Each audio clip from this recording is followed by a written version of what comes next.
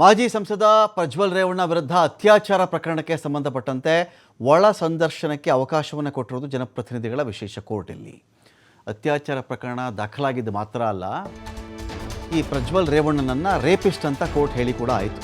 ಇವನೊಬ್ಬ ರೇಪಿಸ್ಟ್, ಇವನು ಅತ್ಯಾಚಾರಿ ಅಂತ ಹೇಳಿ ಕೂಡ ಆಯಿತು. ಇದೀಗ ಇವನು ಜೈಲೊಳಗಡೆ ಇದ್ದಾನೆ. ಯಾರು? ಪ್ರಜ್ವಲ್ ರೇವಣ್ಣ ಜೈಲಲ್ಲಿದ್ದಾನಲ್ಲ. ಇವನೇನು ಕ್ವಶನ್ ಒಂದು ಅರ್ಜಿ ಹಾಕ್ಕೊಂಡಿದ್ದ ಅಂದರೆ ಒಳ ಸಂದರ್ಶನಕ್ಕೆ ಒಂಚೂರು ಅವಕಾಶ ಕೊಡಿ ನನಗೆ ಅಂತ ಕೇಳಿಕೊಂಡಿದ್ದ.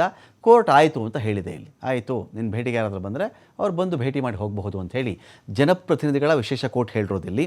ಒಂದು ದಿನ ಕಳೆದರೂ ಕೂಡ ಆಯಿತು, ದಿನ ಆಗಿದೆ, ಸಂದರ್ಶನಕ್ಕೆಲ್ಲ ಬರ್ಬೋದು ಅಂತ ಹೇಳಿದ್ರು ಕೂಡ ಇವನನ್ನು ಭೇಟಿ ಮಾಡಬೇಕು ಅಂತ ಇವನ ಫ್ಯಾಮಿಲಿ ಕಡೆಯವರು ಯಾರೂ ಬಂದಿಲ್ಲ. ಕುಟುಂಬಸ್ಥರು ಯಾರೂ ಕೂಡ ಆ ಕಡೆ ಅಡ್ಡ ಸುಳಿದಿಲ್ಲ. ಅಲ್ಲಿ ಸ್ನೇಹಿತರನ್ನು ಒಳ ಸಂದರ್ಶನಕ್ಕೆ ಅವಕಾಶ ಕೋರಿ ಕೂಡ ಕೋರ್ಟ್ಗೆ ಅರ್ಜಿ ಹಾಕ್ಕೊಂಡಿದ್ದು. ಫ್ರೆಂಡ್ಸ್ ಬರ್ತಾರೆ, ಸಂಬಂಧಿಕರು ಬರ್ತಾರೆ, ಅವಕಾಶ ಮಾಡಿಕೊಡಿ ಅಂತ ಕೋರ್ಟ್ ಹೇಳ್ತು. ಆಯ್ತಪ್ಪ, ಒಳ ಸಂದರ್ಶನಕ್ಕೆ ಅನುಮತಿ ಕೊಡ್ತಾ ಇದ್ದೀವಿ ಅಂತ ಹೇಳಿ. ಆದರೆ ಇವನನ್ನು ನೋಡಲಿಕ್ಕೆ ಇಲ್ಲಿವರೆಗೂ ಯಾರೂ ಬಂದಿಲ್ಲ. ಸೊ ಪ್ರಜ್ವಲ್ ರೇವಣ್ಣ ಅರ್ಜಿ ಸಂಬಂಧವಾಗಿ ವಾದ ಪ್ರತಿವಾದವನ್ನು ಆಲಿಸಿ ಆದೇಶ ಕೊಟ್ಟಿದ್ದು ಕೋರ್ಟ್. ಅವಕಾಶ ಕೊಟ್ಟರೂ ಕೂಡ ಇದುವರೆಗೂ ಭೇಟಿಗೆ ಯಾವ ಕುಟುಂಬಸ್ಥರು ಬಂದಿಲ್ಲ.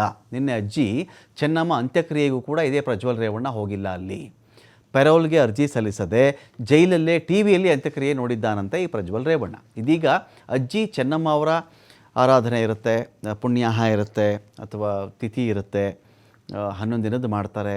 ಈ ಒಂದು ವಿಚಾರಗಳಿಗೆ ಸಂಬಂಧಪಟ್ಟಂತೆ ಅಲ್ಲಿಗೂ ಪ್ರಜ್ವಲ್ ರೇವಣ್ಣ ಹೋಗ್ತಾನೆ ಇಲ್ವಾ ಗೊತ್ತಿಲ್ಲ. ಸೊ ಈ ವಿಚಾರಕ್ಕೆ ಸಂಬಂಧಪಟ್ಟಂತೆ ಅಂತ್ಯಕ್ರಿಯೆಗೆ ಏನಾದರೂ ಹೋಗ್ತಾನೆ ಅಂತ ಹೇಳಲಾಗಿತ್ತು, ಅರ್ಜಿನೇ ಹಾಕಿರಲ್ಲ ಅಂತ ವಿಷಯ ಗೊತ್ತಾಯಿತು.